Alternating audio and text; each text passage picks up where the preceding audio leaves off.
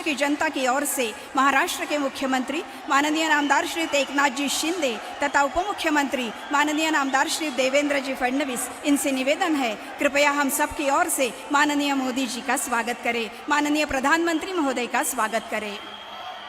रामलला और धनुष्य बाण की प्रतिकृति देकर हम सब की ओर से माननीय मुख्यमंत्री महोदय आदरणीय मोदी जी का सम्मान करेंगे, सत्कार करेंगे।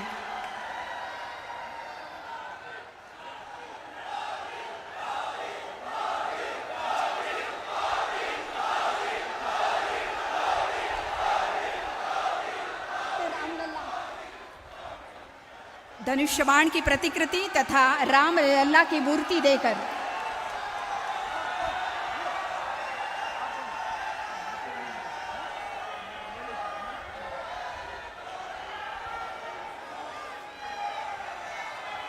मैं चाहूंगी नागपुर लोकसभा क्षेत्र के उम्मीदवार माननीय नितिन जी गडकरी तथा रामटेक लोकसभा क्षेत्र के उम्मीदवार माननीय राजू भाऊ पारवे जी भी उनका स्वागत करेंगे। जोरदार तालियों के साथ हम लोग भी माननीय पंतप्रधान महोदय जी का स्वागत करेंगे।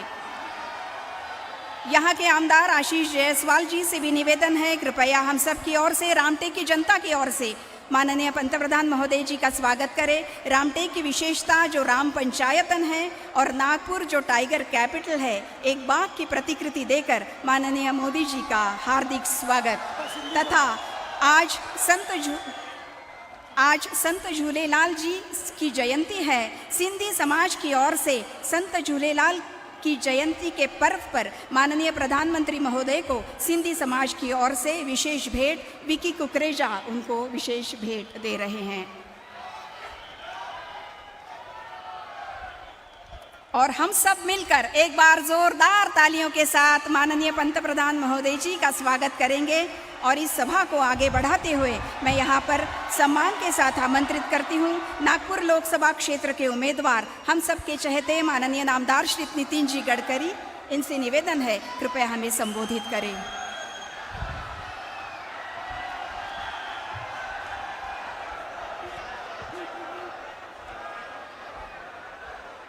हमारे देश के लोकप्रिय प्रधानमंत्री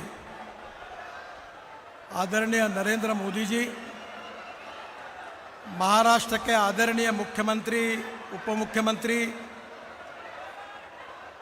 यहाँ उपस्थित आदरणीय रामदास आठवले, प्रफुल्ल पटेल जी, अशोकराव चौहान, हमारे रामटेक लोकसभा क्षेत्र के उम्मीदवार राजू पारवे, भारतीय जनता पार्टी के प्रदेश के अध्यक्ष चंद्रशेखर बावनकुळे, मंच पर उपस्थित सभी सांसदगण, विधायकगण और उपस्थित सभी भाई और बहनों, सबसे पहले आज मैं नागपुर जिले में आदरणीय प्रधानमंत्री मोदी जी का मनपूर्वक स्वागत करता हूं, उनको बहुत बहुत धन्यवाद देता हूं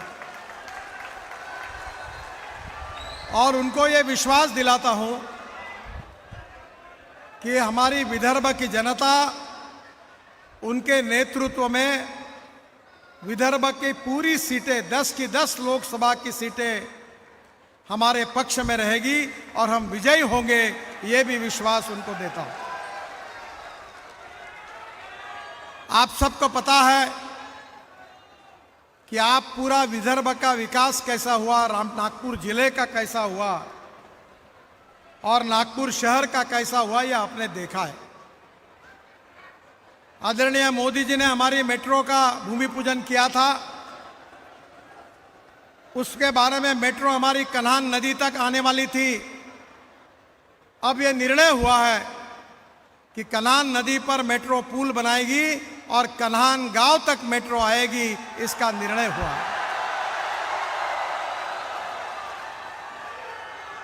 मुझे इस बात की खुशी है कि बाबा साहेब आंबेडकर जी ने दीक्षा भूमि पर बौद्ध धर्म की दीक्षा ली थी। उस दीक्षा भूमि को विकसित करने का कार्य हमने लगातार किया है। देवेंद्र जी जब महापौर थे, मैं महाराष्ट्र सरकार में मंत्री था, तब से हमने दीक्षा भूमि का पूरा काम पूरा करने की कोशिश की। ड्रैगन टेम्पल के लिए देवेंद्र जी ने 200 करोड़ रुपए दिए, ताजबाग के लिए पैसे दिए, परमात्मा एक सेवक समाज के लिए हमारे जो आदरणीय बाबा है श्रद्धेय जी, उसके लिए परमात्मा एक आश्रम के लिए हमारे शेखनाथ शिंदे जी और देवेंद्र जी ने 77 करोड़ रुपए उनके लिए दिए। कोई भी निर्णय हमारी सरकार में जात के आधार पर, पंथ के आधार पर, धर्म के आधार पर नहीं होता। प्रधानमंत्री ने उज्ज्वला योजना की शुरुआत की, क्या कभी उसमें कोई जातिवाद हुआ? हिंदू मुसलमान कोई भी हो, दलित हो, आदिवासी हो, सबको उसका फायदा मिला। आयुष्य योजना में कोई हमने जातिवाद किया? सबका साथ, सबका विकास और सबका प्रयास, इसी तत्व को लेकर हमने कार्य किया है। 60 साल में जो कांग्रेस नहीं कर सकी, वो 10 साल में मोदी जी के नेतृत्व में हिंदुस्तान की तस्वीर बदली है। हिंदुस्तान को समृद्ध, संपन्न, शक्तिशाली विश्व की शक्ति बनाने का संकल्प मोदी जी ने किया है। आत्मनिर्भर भारत करने की बात कही है और दुनिया की तीसरी बड़ी अर्थव्यवस्था बनाने का संकल्प किया है। बहनों और भाइयों, जो कांग्रेस 60 साल नहीं कर सकी, वो 10 साल में हमारे सरकार ने करके दिखाया, जिसका अनुभव आप सब लोग लेते हैं। उस कामों के बारे में बोलने की आवश्यकता नहीं है। नागपुर जिला हो, विदर्भ हो, नागपुर शहर हो, हमारे किए हुए काम आपके सामने है। और जब काम के आधार पर हमारे ऊपर कोई टिक्का टिप्पणी नहीं कर सकते, तो एक फिलॉसफी होती है, एक थ्योरी होती है कि जब कन्विंस करना नहीं होता तो कंफ्यूज करने की कोशिश की जाती है। कांग्रेस के नेता एक ही प्रचार कर रहे हैं कि 400 सीटें मिलेगी तो हम भारत का संविधान बदल देंगे। मोदी जी ने भी कहा, हम सब लोगों ने भी कहा है कि बाबा साहब अंबेडकर जी ने जो संविधान दिया है वो हमारे लिए बहुत ही पवित्र है। वास्तविक रूप से केशवानंद भारती केस में जब सुप्रीम कोर्ट में केस दायर हुई थी, तब सुप्रीम कोर्ट के 7 जजेस ने, बेंच ने यह निर्णय दिया है कि salient features of the constitution can not be change. जो हमारे संविधान के मूलभूत तत्व है वो बदल नहीं सकते, ये बात सुप्रीम कोर्ट ने कही है। और मैं आप कांग्रेस वालों को यह पूछना चाहता हूं कि आज तक संविधान को तोड़ने का पाप किसने किया है? संविधान को तोड़ने का पाप कांग्रेस पार्टी ने किया है। 80 बार कांग्रेस पार्टी ने संविधान को तोड़ा है। इमरजेंसी के समय, इंदिरा जी के समय ऐसे निर्णय हुए कि जिसमें पूरा हमारा लोकतंत्र समाप्त होने की कगार पर खड़ा था।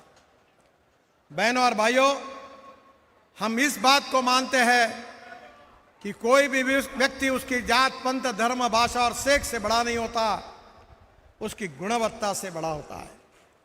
इस समाज की छुआछूत, अस्पृश्यता, जातीयता, सांप्रदायिकता सब नष्ट करके सबका साथ, सबका प्रयास, सबके विकास, इसके आधार पर मोदी जी आत्मनिर्भर भारत का सपना लेकर आपके सामने आए हैं।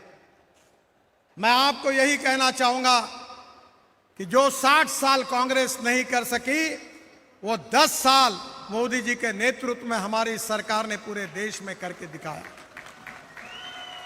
मैं आपको यह भी बताना चाहूंगा कि हमारी महाराष्ट्र सरकार आदरणीय एकनाथ शिंदे जी और देवेंद्र जी के नेतृत्व में हमारे विदर्भ में, हमारे नागपुर में इतने काम हुए हैं वो गिनने के लिए समय की कमी है।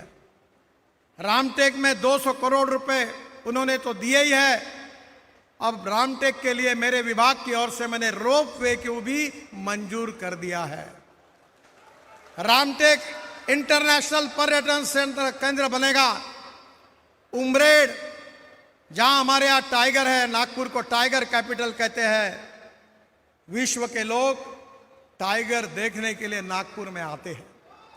हमारा पेंच, हमारा उमरेड, हमारा ताड़ोबा, इसके लिए पूरे दुनिया से, पूरे विश्व के लोग आ रहे हैं। और इसलिए मैं आपको विश्वास के साथ बताना चाहता हूं कि जब पर्यटन बढ़ता है तो रोजगार की निर्मित होती है। मोदी जी ने जिस इकोनॉमी को स्वीकार किया है, जिसके कारण हमारे कृषि विकास का दर बढ़ेगा, सिंचाई को प्राथमिकता दी है।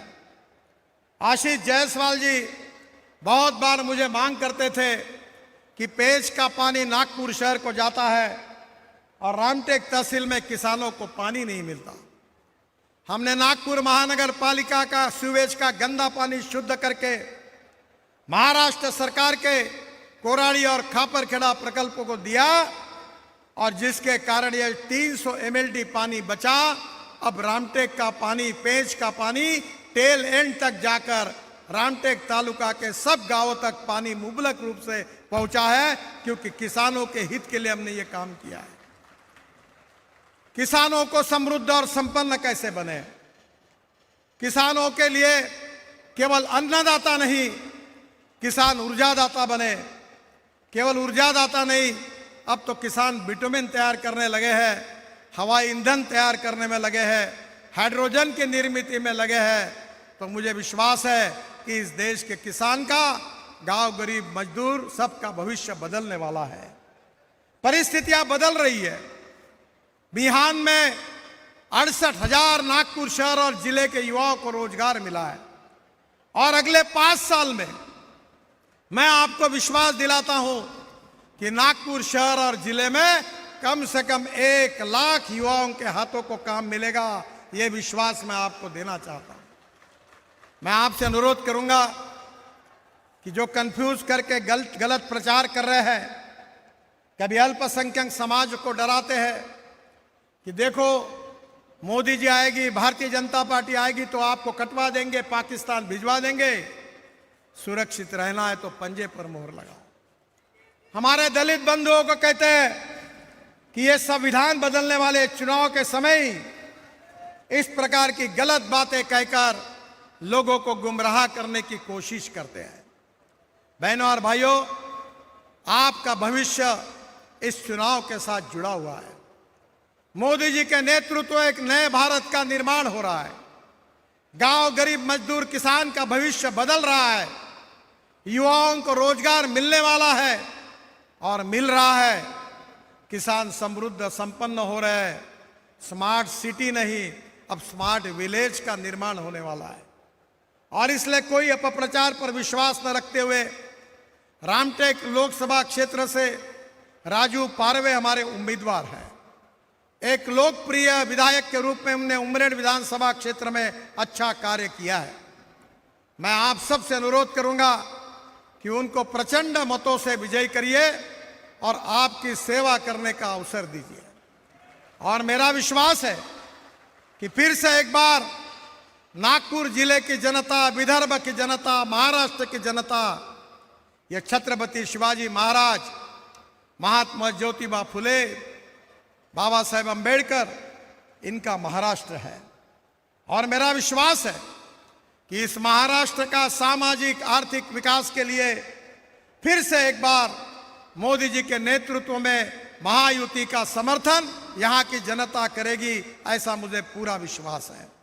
मैं फिर से एक बार आप सबकी ओर से, नागपुर शहर, नागपुर जिले की जनता की ओर से मोदी जी का हृदय से बहुत बहुत स्वागत करता हूं और उनको विश्वास देता हूं कि यहां से 100% हमारी जीत होगी और आपकी मेजॉरिटी में विदर्भ का योगदान बहुत बड़ा रहेगा, ऐसा विश्वास व्यक्त करते हुए मैं अपनी बात समाप्त करता हूं। मेरे साथ जोर से कहिए, भारत माता की, भारत माता की, भारत माता की।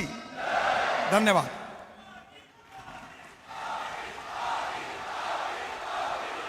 बहुत बहुत धन्यवाद आदरणीय गडकरी जी। इसके बाद मैं यहाँ पर आमंत्रित करती हूँ महाराष्ट्र के मुख्यमंत्री माननीय नामदार श्री एकनाथ जी शिंदे।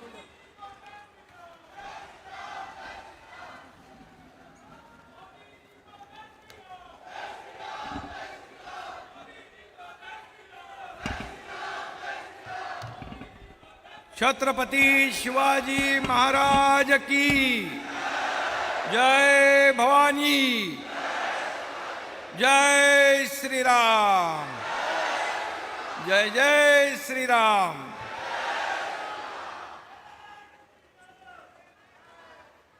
प्रभु रामचंद्र जी के पद चिन्हों से पावन हुई इस पवित्र धरती पर देश में नहीं बल्कि दुनिया में सबसे नंबर 1 के लोकप्रिय नेता और यशस्वी प्रधानमंत्री नरेंद्र मोदी जी का मैं रामटेक में तहे दिल से स्वागत करता हूं।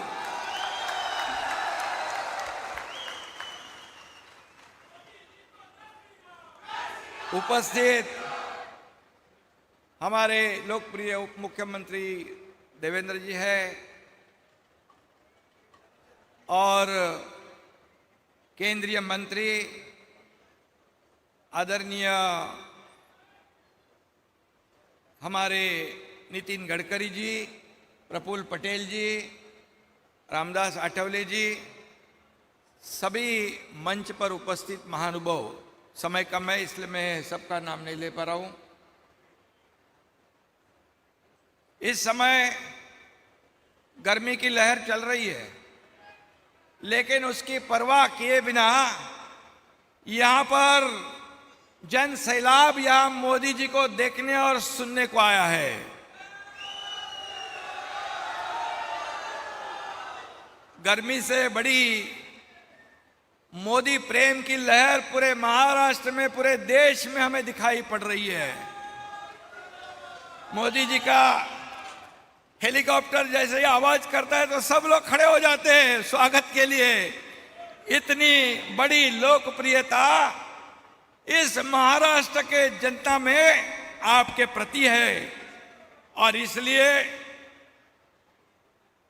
मोदी मोदी मोदी ऐसी पूरे देश में ये जयकार सुनाई दे रही है। और वो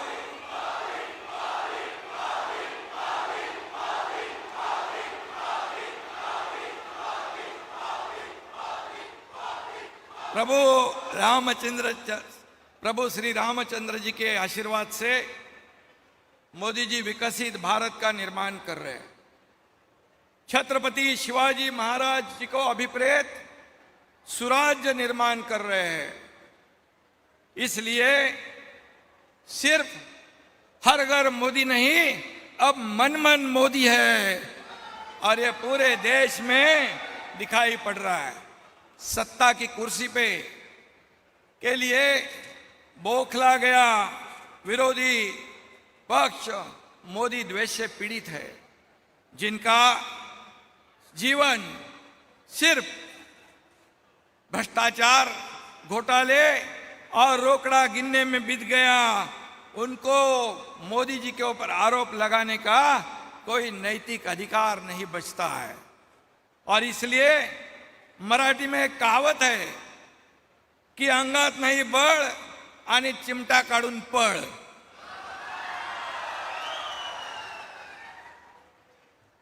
ऐसी उनकी हालत है। यदि मोदी जी के ऊपर आरोप करते हैं, बार बार आरोप करते हैं, लेकिन मोदी जी जरा भी ध्यान नहीं देते। अगर वो जरा भी नजर घूम गई उनकी तो फेसबुक लाइव करने वाले के मुंह से फेस मतलब झाग निकल आएगी। लेकिन एक कहावत है, हाथी चलता है बाजार, मैं नहीं बताऊं, मैं बोलूंगा नहीं। लेकिन जितने भी विपक्ष मोदी जी की आलोचना करेंगे, 2014 को आलोचना की, आरोप किया, ये देश की जनता ने उनको घर पे बिठा दिया। 2019 को आरोप लगाया, जनता ने उनके विरोधी पक्ष विपक्ष के नेता के इतने भी खासदार सांसद नहीं चुनने आने दिए।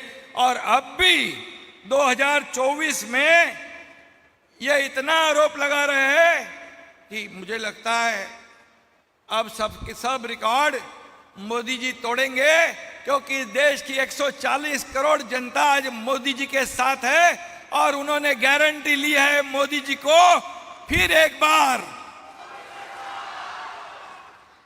और इसलिए एनडीए के पास आत्मविश्वास है और इंडिया अलायंस के पास अहंकार है। तो आत्मविश्वास विजय की ओर ले जाता है और अहंकार विनाश की ओर ले जाता है। और इसलिए प्रभु रामचंद्र जी ने अहंकारी रावण का नाश किया था, यही रामटेक है, प्रति अयोध्या कहते हैं। और यहां पर इंडिया अलायंस के अहंकार की लंका देश की जनता जलाकर खाक कर देगी, ये ऐसा विश्वास और पूरा माहौल दुनिया देश पे है। और उनकी नीति ना नियत है, ना नीति है, ना निर्णय है। उनका एजेंडा है करप्शन फर्स्ट, लेकिन मोदी जी का एजेंडा है देश का विकास, देश की प्रगति और नेशन फर्स्ट। ये हमारे मोदी जी का एजेंडा है। और इसलिए अब ये सत्ता के बाहर है, वो ललायत है, सब एक दूसरे के गले लग रहे हैं, लेकिन ये सांप और जो इनका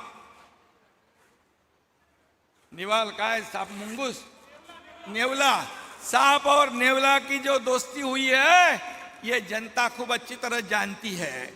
और इसलिए आने वाले चुनाव में उनको घर का रास्ता दिखाने का काम हमें सबको मिलकर करना है। मैं इतना ही कहूंगा कि देश की अर्थव्यवस्था को नया आयाम देने का काम, नई ऊंचाई पर ले जाने का काम, 11वें में से 5वें नंबर पर लाने का काम, अब आगे 3रे नंबर पर लाने का निर्धार करने वाले मोदी जी आज हमारे देश के प्रधानमंत्री है। ये हमारा गर्व है, यह अभिमान है। और इसलिए 2014 में मोदी जी प्रधानमंत्री बने तब शेयर मार्केट का सेंसेक्स 25,000 था, आज वो 75,000 तक पहुंच गए। इसलिए ये विकास हो रहा है, ये देश की प्रगति हो रही है। मोदी जी ने गरीबों को बढ़ाया, गरीबी से ऊपर लाया, 25 करोड़ लोगों को, 80 करोड़ लोगों को कोविड में मुफ्त धान्य राशन देने का निर्णय था, उसको आगे 5 साल बढ़ाया। मतलब इस देश में कोई भूखा नहीं सोए, ऐसे मोदी जी के विचार है। रोटी, कपड़ा और मकान देने वाले हमारे प्रधानमंत्री कहा, और भ्रष्टाचार और घोटाले करने वाला विपक्ष कहा। एक आदिवासी समुदाय की बेटी को इस देश के सर्वोच्च पद पर बिठाने वाले मोदी जी, और यहां पर उनको राष्ट्रपति बनाया, और हमारे देश के बेटी को राष्ट्रपत्नी कहकर अपमान करने वाले कांग्रेस कहां पर। और इसलिए इस देश की आदिवासी जनता ये कांग्रेस को आने वाले चुनाव में पूरी तरह इसका बदला जरूर लेंगे, क्योंकि दलित आदिवासी को सिर्फ कांग्रेस वोट बैंक करके इस्तेमाल करती थी, लेकिन मोदी जी ने उनके जीवन में बदलाव लाने का काम किया है, उनका जीवन बदल डालने का काम किया है, और उनके जीवन को बदलने का गारंटी ली हुई है। यह फर्क है। और इसलिए मैं इतना ही कहूंगा कि इस देश के हर वर्ग को, किसान हो, कामगार हो, माता बहनें हो, गरीब हो, शोषित हो, पीड़ित हो, दलित हो, सबका उत्थान करने का काम मोदी जी ने किया है। और इसलिए रामटेक नहीं, नागपुर नहीं, पूरा महाराष्ट्र नहीं, पूरा देश इंतजार कर रहा है वोटिंग डे का, मतदान करने का। और इसलिए यहां पर आने वाले 19 तारीख को गडकरी साहेबांचं पण 19 तारखेला या रामटेक मधून राजू पारवे यांना त्यांच्या नावासमोरचं धनुष्यबाणचं बटन दाबून त्यांना प्रचंड मताने विजयी करायचं आहे। आणि नागपूरमधून आपले नेते नितीन गडकरी साहेबांना त्यांच्या निशाणी समोरचं कमळाचं बटन दाबून आपण विजयी करूया। एवढंच सांगतो आणि अब की बार फिर एक बार धन्यवाद। जय हिंद, जय महाराष्ट्र, जय श्री राम।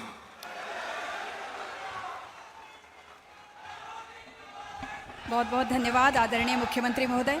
और अब हम सब मिलकर तालियों के साथ आमंत्रित करते हैं हमारे यशस्वी प्रधानमंत्री कर्मयोगी परम आदरणीय श्री नरेंद्र जी मोदी को। आपसे निवेदन है, कृपया हमें मार्गदर्शन करें।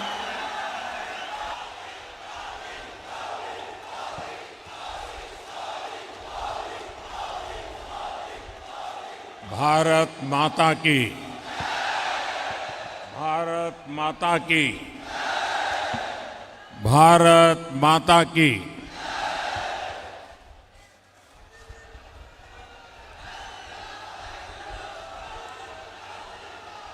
प्रभू श्री रामचंद्राच्या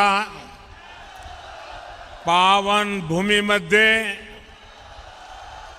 आणि श्री रघुजी भोसले महाराजांच्या शौर्याचा वारसा लाभलेल्या या रामटेकाच्या पावन भूमीला माझा साष्टांग नमस्कार।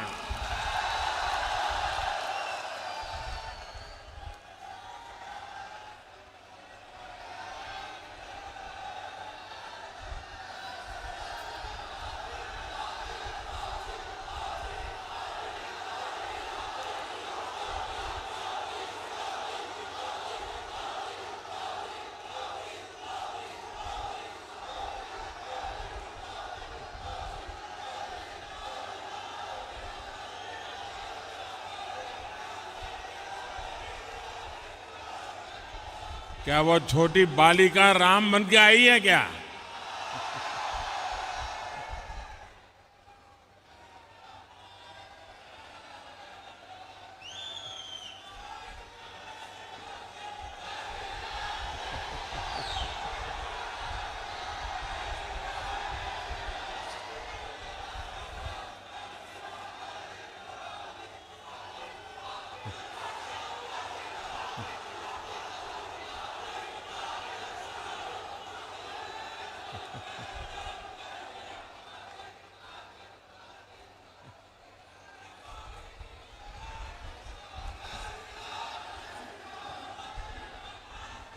इस पावन धरा से मैं महान त्यागी बाबा जुमदेव जी, गोंड राजा भक्त बुलंद शाह और बाबा साहब आम्बेडकर को भी नमन करता हूं। यहां बाबा जुमदेव जी ने परमात्मा एक सेवा मंडल, इसके माध्यम से जो नशा मुक्ति का अभियान चलाया है उसकी जितनी प्रशंसा की जाए वो कम है। मैं इस अभियान से जुड़े सभी लोगों की सराहना करता हूं। साथियों, शाम हो रही है लेकिन आपका उत्साह देखकर लगता है कि अभी दिन शुरू ही हुआ है।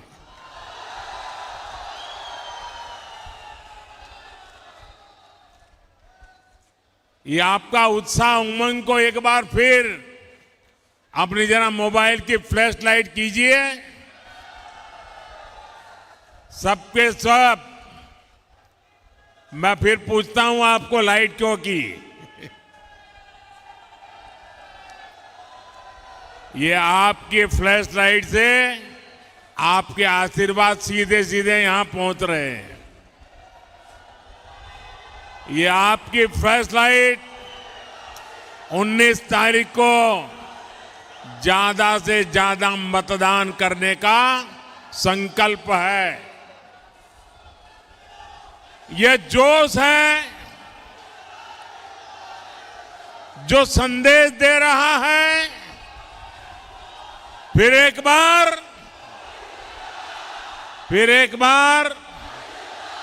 फिर एक बार 4 जून 4 जून 4 जून। भाइयों और बहनों, 19 अप्रैल को आपको सिर्फ एक सांसद नहीं चुनना है, आपको अगले 1000 साल के भारत की नींव मजबूत करने के लिए मतदान करना है। आपको विकसित भारत के संकल्प के लिए मतदान करना है। साथियों, आजकल ये टीवी वाले, मीडिया वाले चुनाव को लेकर लगातार सर्वे दिखा रहे हैं। इस सर्वे में एनडीए की बम्पर जीत दिखाई दे रही है, लेकिन मैं आज मीडिया वालों की मदद करना चाहता हूं। ये सर्वे के पीछे ये मीडिया वाले इतना खर्चा क्यों करते हो भाई? इनको पैसा बचाने का एक फॉर्मूला आज मैं देना चाहता हूं। जब मोदी को गालियां बढ़ जाएं तो रुझान समझ जाइए, फिर एक बार जब ये लोग मेरे स्वर्गीय पिताजी या माताजी को गाली देने लगे तो समझ जाइए, फिर एक बार जब ईवीएम पर सवाल उठने लगे तो रुझान समझ जाइए, फिर एक बार। साथियों, आजकल ये इंडी गठबंधन वाले और उनके लोग ये झूठ भी फैला रहे हैं कि मोदी तीसरी बार सरकार में आया तो लोकतंत्र और संविधान खतरे में पड़ जाएगा। अभी नितिन जी ने उसका बड़ा जम करके जवाब दिया है। मैं जब से राजनीति में आया हूं, ये कोई ऐसा चुनाव नहीं गया है जिसमें उन्होंने ये घिसी पीटी कथा न सुनाई हो। अटल जी की सरकार बनी तब भी ऐसे ही गीत गा रहे थे। इसका मतलब इनकी बैंकरप्सी इतनी है कि इनके पास कोई नया आइडिया भी नहीं है। इमरजेंसी के दौरान क्या लोकतंत्र खतरे में नहीं पड़ा था? पूरब से पश्चिम तक, उत्तर से दक्षिण तक अगर इन लोगों के परिवार का सरकार का एक प्रकार से कब्जा था, चारों तरफ वही नजर आ रहे थे, क्या उस समय लोकतंत्र खतरे में नहीं पड़ता था? एक गरीब का बेटा जैसे ही देश का प्रधानमंत्री बन गया, इन्हें लोकतंत्र और संविधान खतरे में दिखाई देने लगा। ये इंडी गठबंधन वाले कभी गरीब को आगे बढ़ते हुए नहीं देख सकते। अभी हमारे शिंदे जी एक कहावत बता रहे थे। मराठी में एक और कहावत है, काठी मारल्याने पाणी दुभंगत नाही। यानी पानी में जितनी लाठी मारी जाए, पानी में कभी भेद नहीं हो सकता है। गरीब के इस बेटे पर ये लोग चाहे जितना हमला करे, मोदी देश की जनता की सेवा के संकल्प से पीछे नहीं हटेगा। साथियों, ये इंडी गठबंधन वाले पूरी ताकत से देश के लोगों को बांटने में जुटे हैं। वो जानते हैं कि देश के लोग एकजुट हो गए तो इंडी गठबंधन वालों की राजनीति खत्म हो जाएगी। इसलिए मैं महाराष्ट्र के लोगों से कहूंगा, देशवासियों से कहूंगा, एकजुट होकर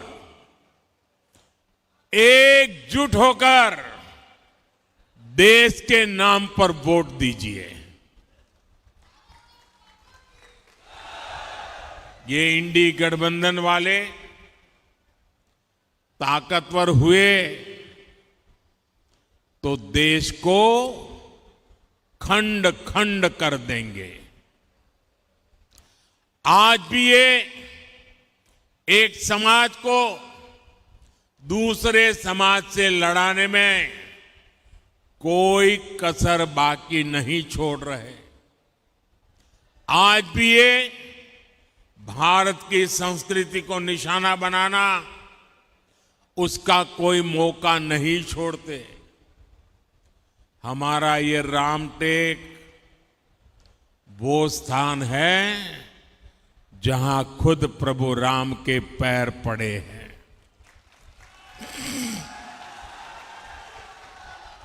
इस बार रामनवमी पर अयोध्या में हमारे रामलला टेंट में नहीं, भव्य मंदिर में दर्शन देंगे।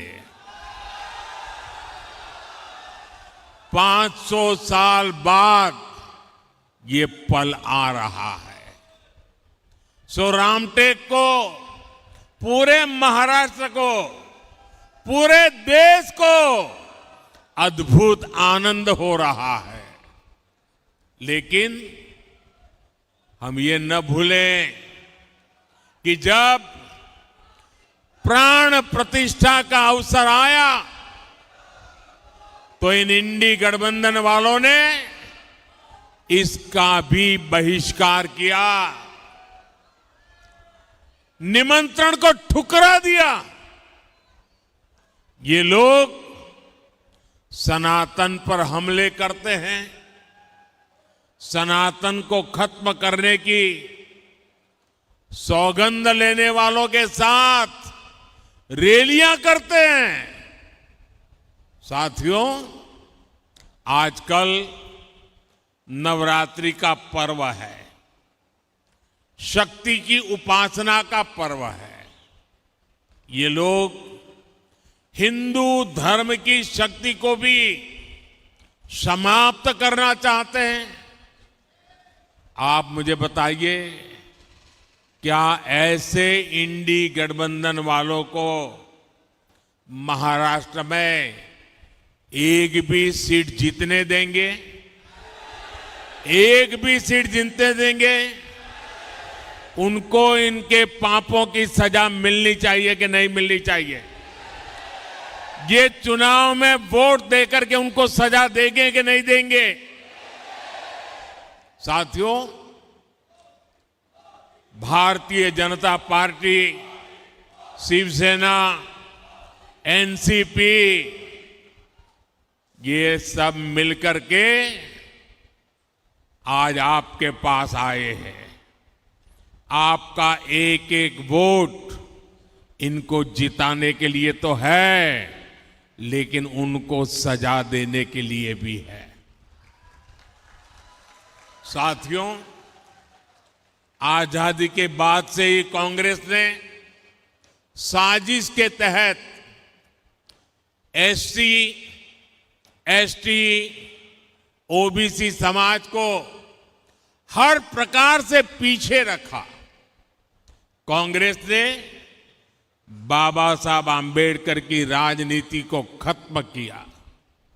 कांग्रेस ने बाबा साहब को भारत रत्न से वंचित रखा। जब बीजेपी के समर्थन से केंद्र में सरकार बनी तो बाबा साहब को भारत रत्न दिया गया। जब 2014 में एनडीए सरकार बनी तो एक दलित मां के बेटे भारत के राष्ट्रपति बने। जब 2019 में फिर एनडीए सरकार बनी तो एक आदिवासी मां की बेटी पहली बार देश की पहली नागरिक राष्ट्रपति बनी। एनडीए सरकार में हमने रिकॉर्ड संख्या में ओबीसी समाज से मंत्री बनाए। साथियों, ये एनडीए सरकार है जिसने ओबीसी कमीशन को संवैधानिक दर्जा दिया। ये एनडीए सरकार है जिसने मेडिकल की पढ़ाई में ओबीसी के लिए आरक्षण तय किया। एनडीए सरकार थी जिसने अलग आदिवासी मंत्रालय बनाया। 10 वर्षों में आदिवासी कल्याण का बजट 5 गुना बढ़ा है। एनडीए सरकार की नीतियों के कारण ही स्कूल कॉलेज में एससी, एसटी, ओबीसी युवाओं का नामांकन बहुत अधिक बढ़ा है। भाइयों और बहनों, सबका साथ, सबका विकास का हमारा ये मंत्र संविधान की सच्ची भावना है। लेकिन परिवारवादी पार्टियों ने हमेशा संविधान की इस भावना का अपमान किया। सामाजिक न्याय का झूठ बोलकर ये लोग सिर्फ अपने ही परिवार को आगे बढ़ाते रहे। इन लोगों के राज में दशकों तक एससी, एसटी, ओबीसी परिवार मूल सुविधाओं से वंचित थे। गरीब को सुविधाओं देने का काम, उसकी चिंता कम करने का काम एक गरीब मां के बेटे मोदी ने किया है। आज जब मोदी 100% लाभार्थियों को 100% योजनाओं के लाभ की गारंटी देता है तो यही सच्चा सामाजिक न्याय है। यही सच्चा सेक्युलरिज्म होता है, क्योंकि उसमें भेदभाव की कोई संभावना ही नहीं बचती। उसमें जो हकदार है वो छूट नहीं जाता। 100% लोगों को उसका हक का जो लाभ है उसे पहुंचता है और उसके कारण भ्रष्टाचार की दुकान भी बंद हो जाती है। गरीब को पक्के घर देने की गारंटी हो, मुफ्त राशन देने की बात हो, मुफ्त इलाज की बात हो, टॉयलेट, बिजली, पानी, गैस कनेक्शन की गारंटी हो, मोदी की इन गारंटियों के बहुत बड़े लाभार्थी एससी, एसटी, ओबीसी परिवार ही है। जिन आदिवासी बाहुल्य जिलों को पहले पिछड़ा मानकर छोड़ दिया गया था, 10 वर्षों में वहां विकास की नई आशा जगी है। इसका परिणाम यह है कि 25 करोड़ देशवासी गरीबी से बाहर निकले हैं। इसमें आकांक्षी जिलों ने, एस्पिरेशनल डिस्ट्रिक्ट ने बेहतरीन प्रदर्शन किया है। इसलिए मैं कहता हूं कि जब नीयत सही तो नतीजे भी सही। भाइयों और बहनों, ये कांग्रेस है जिसने एक देश एक संविधान लागू नहीं होने दिया। ये आज इस संविधान के नाम पर झूठ फैलाने वाले लोग, मैं उनको सवाल पूछता हूं, अगर आपके लिए संविधान इतनी अहमियत थी तो आपने बाबा साहब आंबेडकर के संविधान को पूरे हिंदुस्तान में लागू करने की हिम्मत क्यों नहीं दिखाई? 70-75 साल तक बाबा साहब आंबेडकर का संविधान पूरे हिंदुस्तान में लागू नहीं हुआ था। कौन जिम्मेवार है? कौन जिम्मेवार है? कौन जिम्मेवार है? ये मोदी है जिसने कश्मीर से कन्याकुमारी बाबा साहब आंबेडकर के संविधान को लागू करके दिखाया। कांग्रेस ने जम्मू कश्मीर में अलगाव और आतंक को हवा देने वाला आर्टिकल 370 बनाए रखा। जम्मू कश्मीर का संविधान अलग था, हम सबका संविधान अलग था।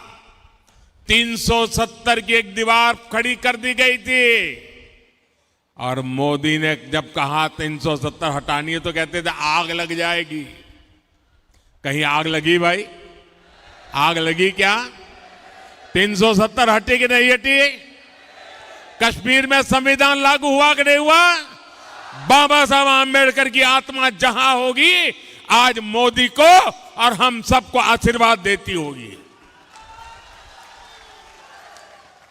लेकिन मोदी ने जब आर्टिकल 370 हटाया तो कांग्रेस के अध्यक्ष क्या कहते हैं? सुना है आपने?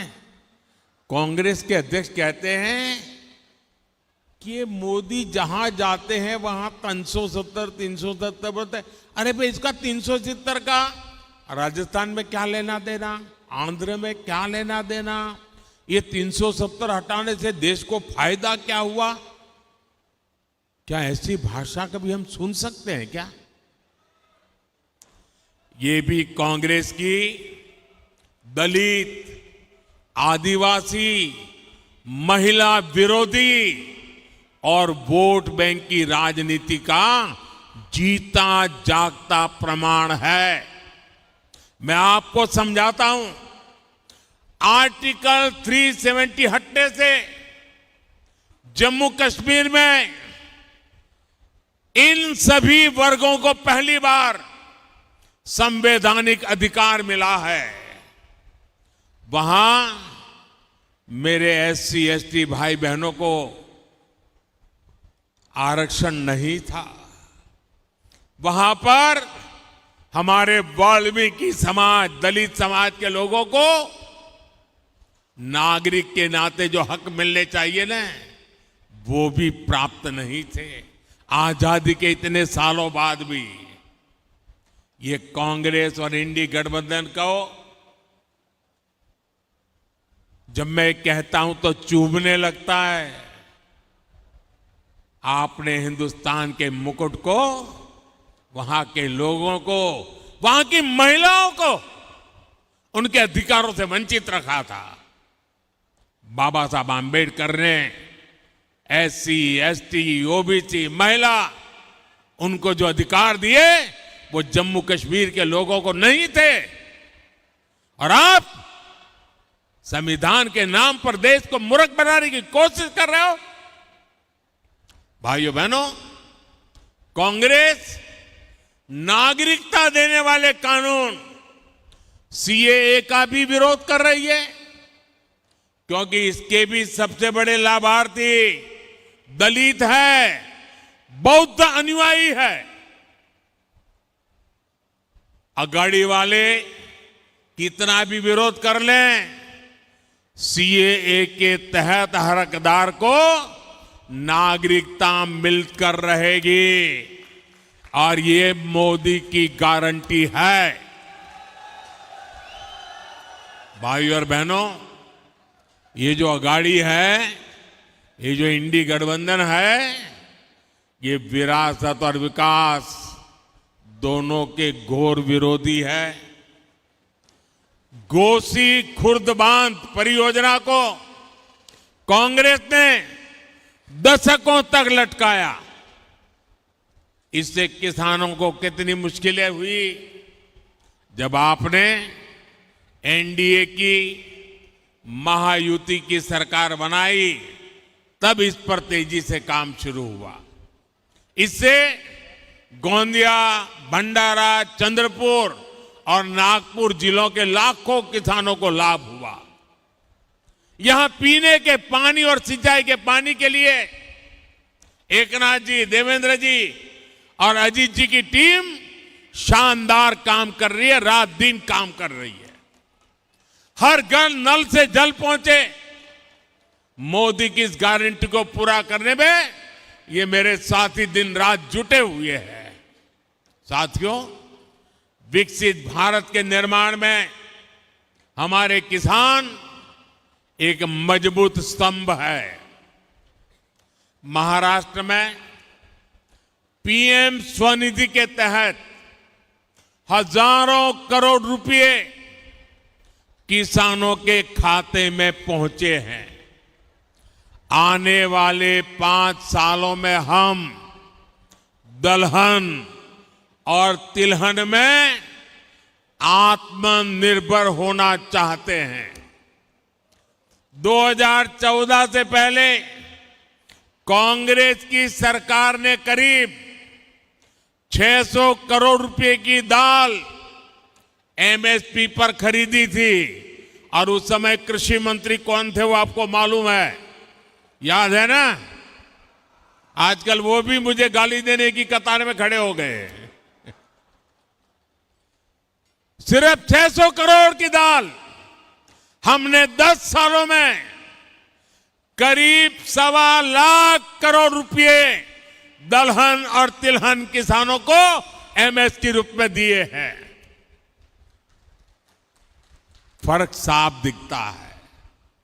भाइयों और बहनों, नागपुर और विदर्भ का पूरा क्षेत्र आज आधुनिक सुविधाओं से सुसज्जित हो रहा है।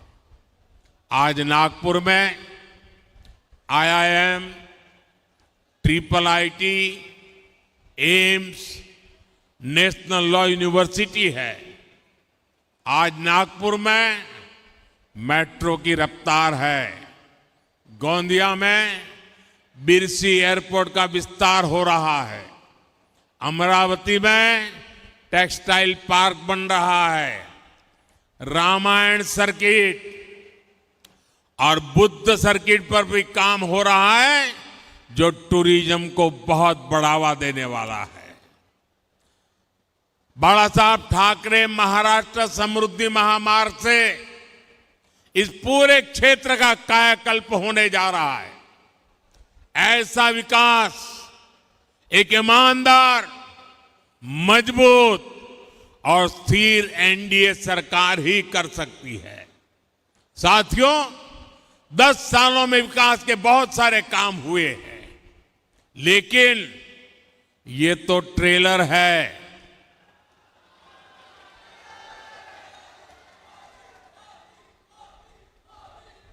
आजकल बड़ी बड़ी होटल में कोई खाना खाने जाता है ना, तो शुरू में थाली आने से पहले एपेटाइजर आता है। बड़ी चटखानेदार वानगियां आती हैं। कभी कभी लगता है यार इसी से तो पेट भर गया, लेकिन आपको मालूम है वो एपेटाइजर होता है, थाली आनी बाकी है। ये 10 साल में मैंने जो काम किया है ना, वो तो एपेटाइजर है, अभी तो थाली आनी बाकी है।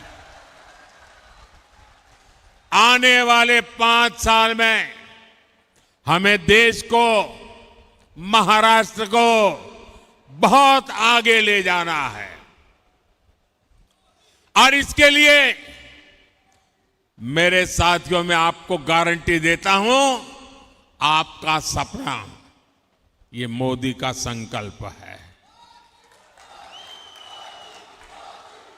मैं आपको गारंटी देता हूं, हर पल देश के नाम, हर पल आपके नाम, 24/7 फॉर 2047।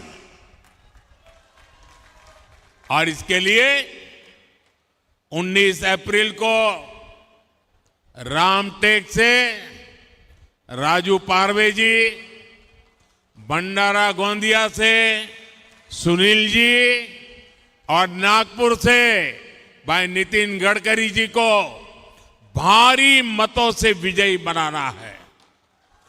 एनडीए के हर कैंडिडेट को मिला वोट मोदी को मजबूत करेगा। और लेकिन इसके लिए मेरी एक अपेक्षा है, पूरी करोगे? जरा सबके सब बताइए, पूरी करोगे? गर्मी कितनी ही क्यों ना हो, कितनी ही गर्मी क्यों ना हो, सुबह सुबह ज्यादा से ज्यादा मतदान करना है। करोगे? लोगों से मतदान करवाओगे? मतदान के पुराने सारे रिकॉर्ड तोड़ोगे? मेरा एक और काम है, करोगे? हमें हर पोलिंग बूथ जीतना है। जीतोगे? हर पोलिंग बूथ जीतना है इस बार। हर पोलिंग बूथ का रिकॉर्ड तोड़ना है। तोड़ोगे? अच्छा, मेरा एक और काम है, करोगे? ये मेरा पर्सनल काम है, करोगे? पक्का करोगे? देखिए, आप चुनाव प्रचार में घर घर जा रहे हैं, तो लोगों को जरूर घर में जाकर के बताना कि मोदी जी रामटेक आए थे और मोदी जी ने आप सबको राम राम कहा है। मेरे राम राम पहुंचा दोगे? हर घर में पहुंचा दोगे? जब माताओं बहनों को, बुजुर्गों को मेरा राम राम कहोगे ना, तो वो मुझे आशीर्वाद देंगे। वो आशीर्वाद मुझे ऊर्जा देता है आपके लिए जीने के लिए, आपके लिए जूझने के लिए, आपके लिए दौड़ने के लिए, आपके लिए दिन रात खपाने के लिए मुझे वहां से ताकत मिलती है। और इसलिए ये मेरा व्यक्तिगत काम है। आप घर घर जाकर के हर एक को मेरा राम राम पहुंचाओगे? पक्का पहुंचाओगे? मेरे साथ बोलिए, भारत माता की, भारत माता की, भारत माता की, वंदे वंदे वंदे वंदे वंदे वंदे वंदे। बहुत बहुत धन्यवाद।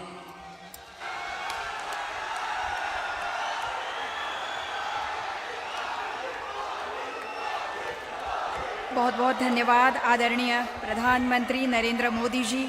आपकी गरिमामय उपस्थिति से ही हमारे आत्मविश्वास को अधिक बल मिलता है। नव चैतन्य, नव प्रेरणा, आपके नवीन विचार को हम नमन करते हैं, आपको नमन करते हैं। आपके मार्गदर्शन के लिए आपको बहुत बहुत धन्यवाद।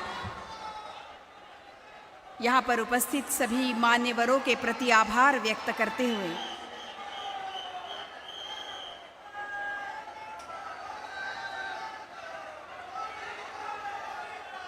एक बार जोरदार भारत माता की